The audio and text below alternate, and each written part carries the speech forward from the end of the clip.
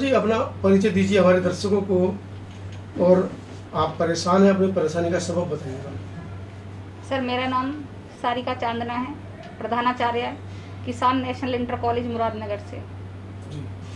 Sir मैं प्रबंधक और कोषाध्यक्ष प्रबंधक श्री राजवीर सिंह त्यागी और कोषाध्यक्ष श्री हरपाल सिंह त्यागी जी की हरकतों से परेशान हूँ।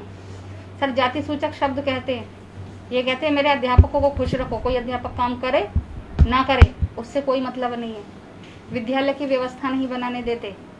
अति तो तब हो गई सर जब 20 तारीख में हरपाल सिंह त्यागी जी ने हाथ उठाने की कोशिश की, मैं कुर्सी पे गिर गई और उसके बाद मेरी हालत इतनी क्रिटिकल कंडीशन हो गई कि मुझे हॉस्पिटलाइज्ड कराना पड़ा। उसके बावजूद भी दोषी सर मुझे ही माना जा रहा है। महिला होने के नाते मेरी आप सभी से अपील है सर कि मुझे न्याय चाहिए। मैं ये तिरस्कार, शोषण 7 महीने से झेल रही हूँ सर। 1 मार्च जब से मेरी ज्वाइनिंग हुई है, अब सहन नहीं हुआ और 20 सितंबर 2021 को सुबह 9:15 बजे के बाद जो बदतमीजी का तांडव हुआ है वहाँ पर सर, जाति सूचक शब्द और हाथ उठाने का, वो बर्दाश्त से बाहर होने पर अब मैं शिकायत करती हूँ और कानून के रखवालों से मेरी हाथ जोड़ के प्रार्थना है कि मुझे न्याय दिया जाए और अपराधियों को सख्त से सख्त सजा दी जाए।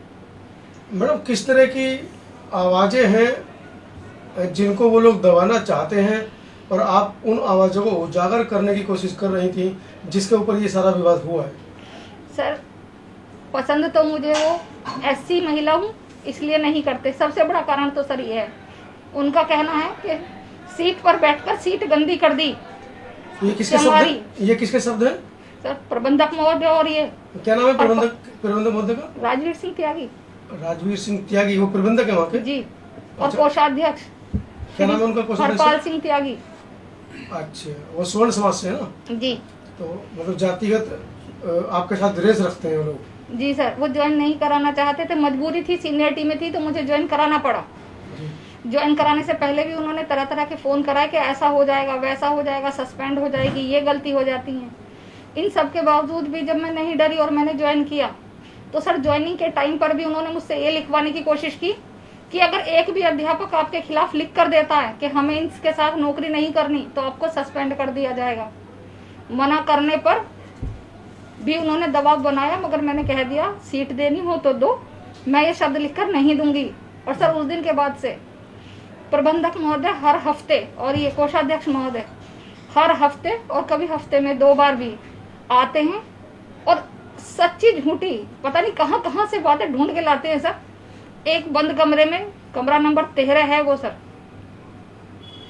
सॉरी कमरा नंबर 12 है सर वो, जिसमें बिठा के ना कोई CCTV कैमरा है ना कोई और, वहां बुला के सर टॉर्चर करते हैं। गलती मेरी हो या ना हो, केवल मुझे परेशान किया जाता है सर। मेरे प्रधानाचार्य रूम में सर CCTV कैमरा लगा हुआ है, आज तक उन्होंने कभी वो बात, कोई भी बात विद्यालय से संबंधित मेरे रूम में आकर नहीं करी, क्योंकि वहां सर CCTV में रिकॉर्डिंग होती है। अलग कमरा नंबर 12 में बुलाकर तब मुझे परेशान करा जाता है सर। अभी ऐसी घटना क्यों घटी कि जैसा कि आपने बताया कि आपके ऊपर उन्होंने हाथ छोड़ने की भी कोशिश की? ऐसी घटना इसलिए घटी सर, हमारे यहाँ 19 तारीख को PCS का प्रवक्ता GIC का एग्जाम था जी। 17 और 18 में बारिश की वजह से छुट्टी कर दी थी योगी जी ने। मुझे परीक्षा संपन्न करानी थी, सेंटर मेरा बना हुआ था सर। तो मैंने अध्यापकों से सहमति मांगी कि भाई परीक्षा संपन्न कराने में सहयोग के लिए हाँ लिखें। सर मेरे यहाँ जो जनशक्ति है वो 39 है, 39 में से मात्र 15 ने हाँ कही सर। अब बताइए 50 जनों के स्टाफ के लिए मैं 15 जनों से कैसे परीक्षा संपन्न कराऊं? मैंने उनसे पुनः आग्रह किया कि मैं शाम इतने बजे तक मुझे आपकी हाँ चाहिए। उन्होंने फिर भी मना करा सर। फिर मैंने अगले दिन आने के लिए बुलाने के लिए कहा कि आप सभी शिक्षक साथी शनिवार को दिनांक 18 को विद्यालय में पहुंचे, वहां सहमति दे। सर बुलाने के बावजूद भी 50% से ज़्यादा स्टाफ नहीं आया। अगले दिन एग्जाम सर, पीसीएस परीक्षा, मेरे सर पर कितना बड़ा बोझ होगा, विद्यालय के नाम का भी और अपनी इज्जत का भी। मैं समझ सकता हूँ। उसके बाद सर मैंने डीआईएस सर को डिमांड भेजी और डिमांड के साथ ही जब जिन अध्यापकों का जो जो कारण था वो लिख के भेज दिया कि क्या कारण रहा जो इन्होंने ड्यूटी से मना कर दिया। तो किसी ने कहा सर मेरे घर पर आवश्यक कार्य है। सर ये सरकारी सेवा में ये नहीं चलता। ये सूचना सर पहुंची प्रबंधक महोदय के पास। उनका पहले और दूसरे दिन से ही ये कहना था मेरे अध्यापकों को, मेरे क्लरिकल स्टाफ को खुश रखना तेरी प्राथमिकता है। और यही कारण उस दिन बेइज्जती का बना सर। ये शिकायत मेरे लिए सर इतनी खतरनाक हो गई कि